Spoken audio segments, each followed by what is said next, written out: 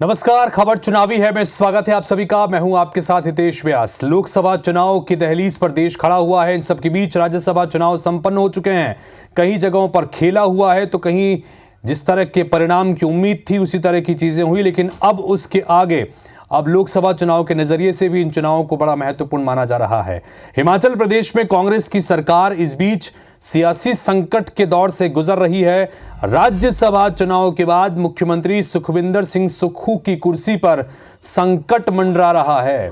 PWD मंत्री विक्रमादित्य सिंह ने party को झटका देते हुए सरकार से यानी मंत्री पद से इस्तीफा दे दिया है। बता दें कि पार्टी के राज्यसभा उम्मीदवार अभिषेक मनु सिंघवी को बीजेपी के हर्ष महाजन के हाथों अप्रत्याशित हार का सामना करना पड़ा था। 34-34 वोटों के बराबर होने के बाद बकायदा उसमें पर्ची डालकर टॉस के जरिए निर्णायक यानी विजेता का फैसला लिया गया। अभिषेक मनु सिंघवी की हार की वजह कांग्रेस के 6 विधायक रहे।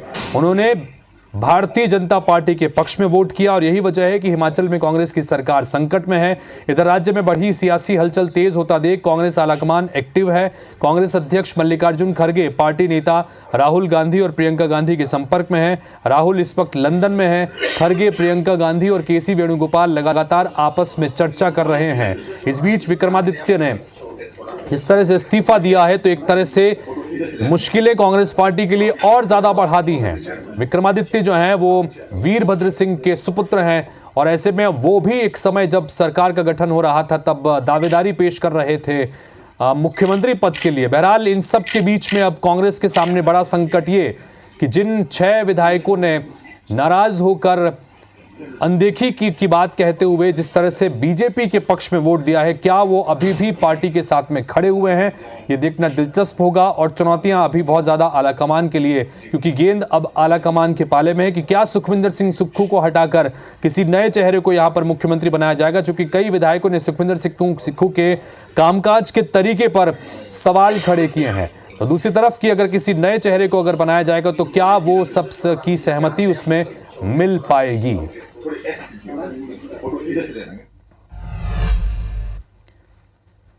इधर हिमाचल प्रदेश में मचे सियासी घमासान के बीच छत्तीसगढ़ के मुख्यमंत्री विष्णुदेव साय ने रिएक्शन दिया है। सीएम साय ने कांग्रेस पर कटाक्ष करते हुए कहा कि कांग्रेस में यह तो होना ही है।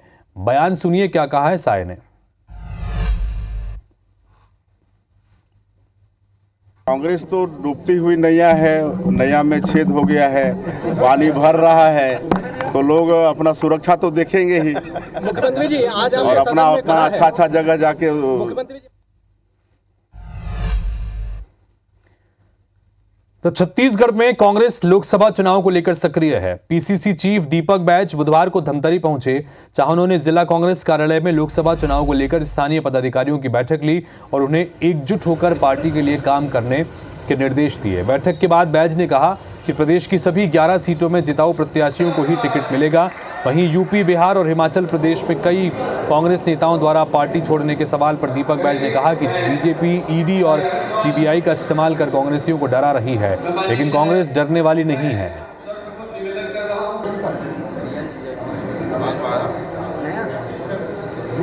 लेकिन हमारा कोशिश है कि हर लोकसभा सीटों में जो प्रत्याशी विनेबल है, जीत सकता है और जिताऊ कैंडिडेट है उसी को टिकट मिलेगा। ये हम लोग का प्राथमिकता। बहुत सारे सीटों में नए चेहरे को मौका मिलेगा और कुछ सीटों में बड़े नेता, अनुभवी चेहरे भी लड़ना चाहे तो उनके लिए भी दरवाजा खुला है।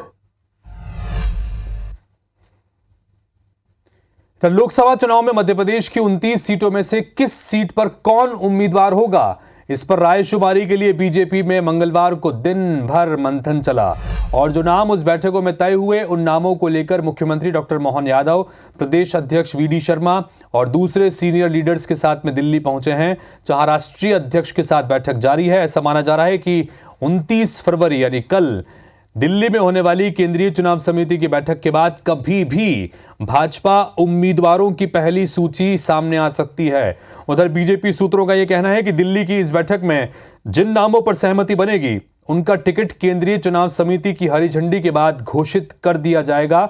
कमोबेश यही रणनीति भारतीय जनता पार्टी ने विधानसभा चुनाव के दौरान भी दिखाई थी, जब तारीखों के ऐलान से पहले ही कुछ सीटों पर अपने प्रत्याशियों का ऐलान कर दिया था, खासतौर पर उन सीटों पर जहां पर भारतीय जनता पार्टी को पिछले चुनाव के दौरान हार का सामना करना पड़ा था। तो एक बार फिर से इसी रणनीति के साथ में भारतीय जनता पार्टी आगे बढ़ती नजर आ रही है। इधर 29 सीटों पर बीजेपी का पैनल तैयार है।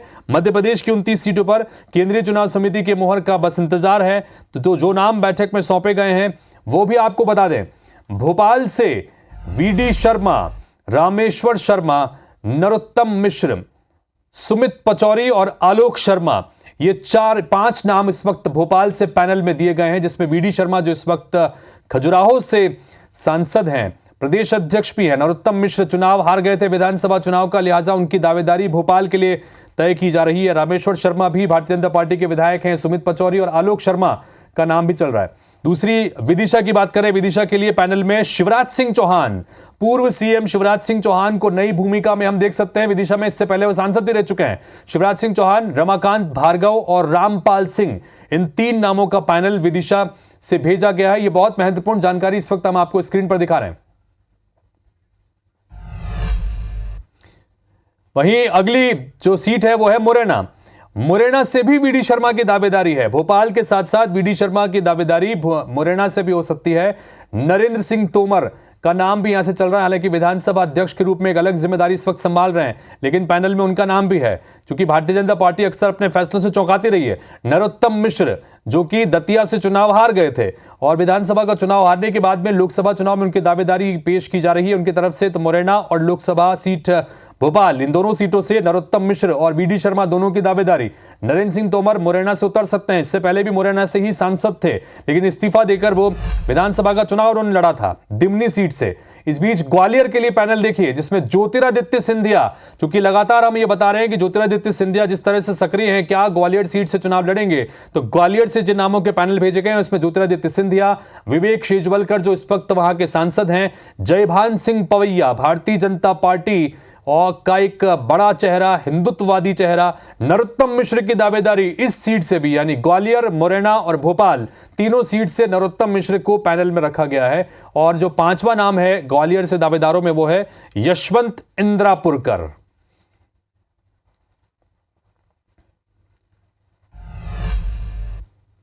तो 29 सीटों पर रायशुमारी हो चुकी है, नामों के पैनल तैयार होकर अब मंथन इसमें दिल्ली में भी होगा और उसके बाद माना जा रहा है कि 29 तारीख को या 1 तारीख को, 1 मार्च को, तारीखों के साथ इस तारीख के दिन जो है वो नामों का ऐलान हो सकता है सांसदों के लिए। इधर मध्य प्रदेश के मुख्यमंत्री मोहन यादव 4 मार्च को कैबिनेट मंत्रियों के साथ में अयोध्या जाने वाले हैं।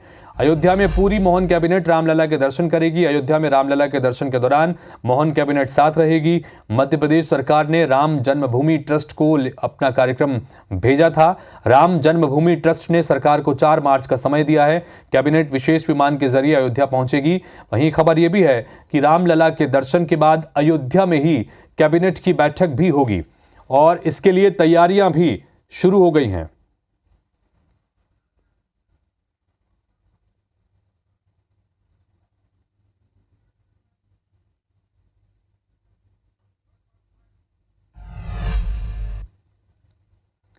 तो मोहन कैबिनेट रामलला के दर्शन करने वाली है। इधर एमपी के पूर्व सीएम कमलनाथ ने बीजेपी पर राम के नाम पर सियासत करने का आरोप लगाया है।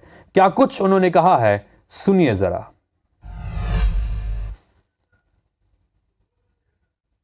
राम मंदिर का पट्टा बीजेपी के पास है, ये मैं पूछ रहा हूँ। ये तो आपका है, मेरा है, आपके पैसे से बना। यहां तक आवाज आ रही है। कोर्ट अपना जजमेंट दिया, सरकार की बना लिया।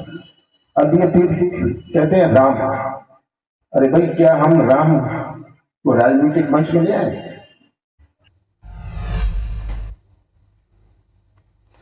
तो लोकसभा चुनाव में कांग्रेस ट्रेनों की लेट लतीफी और रद्द होने को बड़ा मुद्दा बनाने जा रही है। कांग्रेस का दावा है कि भले ही केंद्र सरकार राज्य में करोड़ों रुपए की रेल इंफ्रास्ट्रक्चर की सौगात देने का श्रेय ले रही है, लेकिन मूलभूत सुविधाओं में कमी इस बार सरकार को भारी पड़ने वाली है। कांग्रेस का दावा है कि भाजपा को इस बार ट्रेनों की समस्या के चलते सीधे तौर पर 100 लोकसभा सीटों पर नुकसान होगा।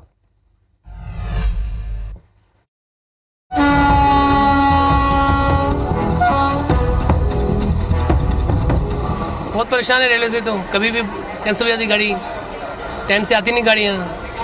परेशानी तो बहुत ज़्यादा है। ट्रेनें राइट टाइम हो जाए तो बहुत अच्छा है। भले स्टेशन डेवलप कर रहे हैं, ये है सब ठीक है। ट्रेनों के लेट होने से पैसेंजर्स को दिक्कत होती है, क्योंकि जर्नी पूरी प्लान में होती है। अगर ट्रेन 10-5 मिनट लेट होती है कोई दिक्कत नहीं होती, लेकिन आधे पौन घंटे 2 घंटे लेट होती है तो बहुत ज़्यादा दिक्कत होती है। हमारे पर असर पड़ रहा है, पैसेंजरों पे ऊपर। हम पर आके बैठते हैं राइट टाइम में, कभी बैठ गए, कभी रास्ते में छोड़ दिया, 1-1 घंटा बंद है, कहीं भी लेट हो गए, ट्रेन बहुत परेशानी हो रही है। तो सुना आपने किस तरह आम यात्री इन दिनों रेलवे से परेशान है। लोगों की इस परेशानी को कांग्रेस लोकसभा चुनाव में बड़ा मुद्दा बनाने जा रही है। कांग्रेस के मुताबिक देश के सबसे प्रमुख रूट में शुमार मुंबई हावड़ा रेल मार्ग में आने वाले पश्चिम बंगाल, झारखंड, ओडिशा, छत्तीसगढ़, महाराष्ट्र और बिहार के साथ मध्य प्रदेश की लगभग 100 लोकसभा सीटों पर प्रत्यक्ष या अप्रत्यक्ष रूप से भाजपा को नुकसान उठाना पड़ेगा। ट्रेनों के लेट लतीफी, ट्रेनों को रद्द करने का एक बड़ा मुद्दा है। कांग्रेस पार्टी इस मुद्दे को लेकर जनता के बीच में जाएगी और जनता स्वयं भी इससे पीड़ित है। भारतीय जनता पार्टी को इसका नुकसान उठाना पड़ेगा। ट्रेनों के अचानक रद्द होने से लेकर लेट लतीफी और आउटर पर घंटों तक रुके जाने से यात्री हलाकान हो रहे हैं, लेकिन केंद्र सरकार में बैठे जनप्रतिनिधियों ने इस ओर ध्यान नहीं दिया। अब चुनाव में नुकसान को भांपते हुए वो इस मुद्दे पर गंभीरता दिखा रहे हैं। रायपुर के सांसद सुनील सोनी ने रेल मंत्री से इस ओर ध्यान देने का आग्रह किया है। ट्रेनों की लेट लतीफी हो रही है, जो आम आदमी को दिक्कत हो रही है, इसलिए काम को जो है फास्ट किया जाए, ताकि जो है आने वाले समय में सभी ट्रेनों का जनता को लाभ मिल सके। इस बार के लोकसभा चुनाव में भाजपा ने 400 से भी ज्यादा सीटों पर जीत का लक्ष्य रखा है, जिसमें छत्तीसगढ़ की 11 और मध्य प्रदेश की 29 सीटें भी शामिल हैं। इधर एक बड़ी आबादी यात्रा के लिए रेलवे पर निर्भर है, ऐसे में उनकी नाराजगी को नजरअंदाज नहीं किया जा सकता। ट्रेनों की लेट लतीफी से आम जनता परेशान है और इस बात को अच्छी तरीके से राजनीतिक पार्टियां भी जानती है। बीजेपी ने भी इस मामले को लोकसभा में उठाया है और कांग्रेस भी ये कहती आ रही है कि एक बड़ा मुद्दा है जिससे आम जनता परेशान है। अब देखना है कि कांग्रेस को इस ट्रेनों की लेट लतीफी वाले मुद्दे से कितना फायदा होता है। कैमरामैन संजीव सिन्हा के साथ स्टार जैन, IBC 24 रायपुर। इधर कर्ज लेने के मामले में बुधवार को विपक्ष ने छत्तीसगढ़ की भाजपा सरकार की कार्यशैली पर गंभीर सवाल खड़े किए। विपक्ष ने पूछा कि बीजेपी छत्तीसगढ़ को कहां ले जाना चाहती है। पूर्व मंत्री और खरसिया विधायक उमेश पटेल ने कहा कि हमारी सरकार ने पिछले 5 साल में 50,000 करोड़ का कर्ज लिया, जबकि हमारे शासनकाल में कोरोना काल भी आया था, लेकिन इस सरकार को मात्र 2 महीने हुए हैं, अब तक 13,000 करोड़ का कर्ज लिया जा चुका है।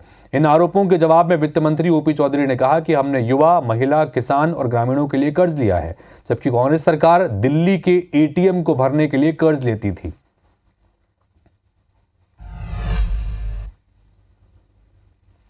भूपेश बघेल की सरकार थी, उसने पूरे 5 साल में लगभग 50,000 करोड़ का कर्ज लिया। इस सरकार को बने हुए सिर्फ 2 महीने हुए हैं और 2 महीने के अंदर में इन्होंने 13,000 करोड़ का कर्ज लिया है। तो भारतीय जनता पार्टी जो ये कहती थी कि कांग्रेस की सरकार कर्ज ले लेकर डुबाई है, वो इस छत्तीसगढ़ को कहाँ लेके जाना चाहिए। कांग्रेस कर्ज लेती थी और माफिया राज चलाती थी। माफिया राज चला के उस पैसे को कांग्रेस गांधी परिवार के ATM के रूप में दिल्ली में समर्पित कराती थी। मैंने बताया कि 13,000 करोड़ रुपए का लोन लिया गया, लेकिन 21,000 करोड़ रुपए केवल कृषक उन्नति योजना में, गरीबों के आवास में, महतारी वंदन के लिए प्रावधान किया गया। प्रधानमंत्री नरेंद्र मोदी 2 दिवसीय तमिलनाडु के दौरे पर रहे। लोकसभा चुनाव के लिहाज से PM मोदी का दक्षिण भारतीय राज्य का दौरा काफी अहम माना जा रहा है। यहां लोकसभा की 39 सीटें हैं। साल 2019 के चुनाव में बीजेपी यहां अपना खाता नहीं खोल पाई थी। अब 2024 के चुनाव में भाजपा ज्यादा से ज्यादा सीटें जीतने पर फोकस कर रही है। इस बीच बुधवार को PM ने तमिलनाडु के थूथुकुडी में 13,300 करोड़ रुपए के प्रोजेक्ट्स की नींव रखी। इनमें देश का पहला हाइड्रोजन हब, पोर्ट और इनलैंड वाटर वे वेसल शामिल है और इस वेसल को हरित नौका इनिशिएटिव के तहत बनाया गया है और इसके साथ ही 1,477 करोड़ की लागत से कन्याकुमारी, नागरकोइल और तिरुनेलवेली से चेन्नई तक के रेल प्रोजेक्ट्स और 4,586 करोड़ की 4 सड़क परियोजनाओं का भी लोकार्पण किया। इस दौरान प्रधानमंत्री मोदी ने DMK और कांग्रेस को आड़े हाथों लेते हुए तीखा हमला बोला। उन्होंने कहा कि DMK और कांग्रेस के लिए देश में बड़ा परिवार है, देश से बड़ा परिवार है।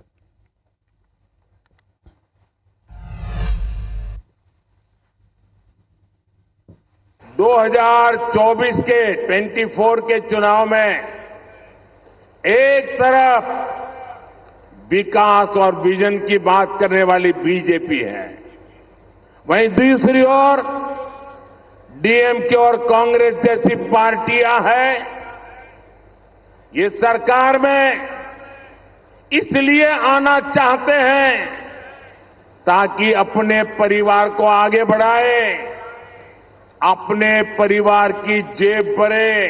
पहले जो डीएमके के नेता थे वो अपने बेटे को मुख्यमंत्री बनाने के लिए जिंदगी भर लगे रहे।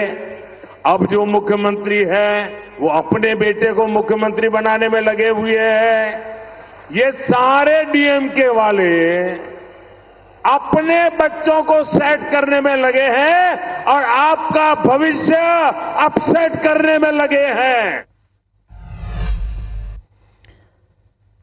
लोकसभा चुनाव की घोषणा से पहले ही केंद्र सरकार देश में सीएए यानी नागरिकता संशोधन अधिनियम 2019 लागू कर सकती है। सरकार ने वेब पोर्टल समेत अन्य जरूरी तैयारियां पूरी कर ली हैं। यह कानून संसद के दोनों सदनों से 4 साल पहले ही मंजूर हो गया था। राष्ट्रपति की मोहर भी लग गई थी। सिर्फ नोटिफिकेशन जारी होने का इंतजार किया जा रहा था। सूत्रों का यह कहना है कि आचार संहिता से पहले इसका नोटिफिकेशन जारी किया जा सकता है।